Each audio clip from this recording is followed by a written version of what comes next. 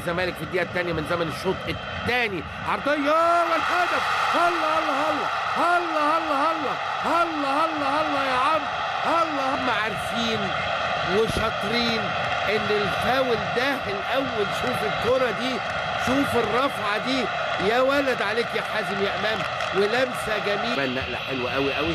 رؤوف اللعيب قوي قوي لم كورته، وفتح الله الذي لم يعترض عليه احد اطلاقا، وداخل عادل وهوبا يا نهار ابيض. والهدف والهدف والهدف. عادل مصطفى تدارك الموقف، الكوره درج عشان يلحقها. بص خلي بالك ادي الكوره اهي، لو ما ضربتش في ايد عبد الواحد كان ما ينفعش هو يحطها، لان ضربتها في القائم لو رجعت له هو من غير ما تضرب في عبد الواحد يبقى لمستين ورا بعض للكوره ما ينفعش. لكن حظه ان تضرب في عبد الواحد وترجع له هو مره ثانيه، يبقى هدف 100% سليم وصحيح. وادي محمد شعبان صاحب التمريره اللي كانت قبل الكافي تمشي ما فيهاش حاجه فعلا، بكعبه خطيره خطيره خطيره خطيره خطيره والهدف.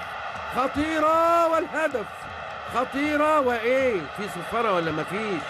في رايه ولا ما فيش؟ عميق من مختار وفجاه لدغ، وفجاه لدغ.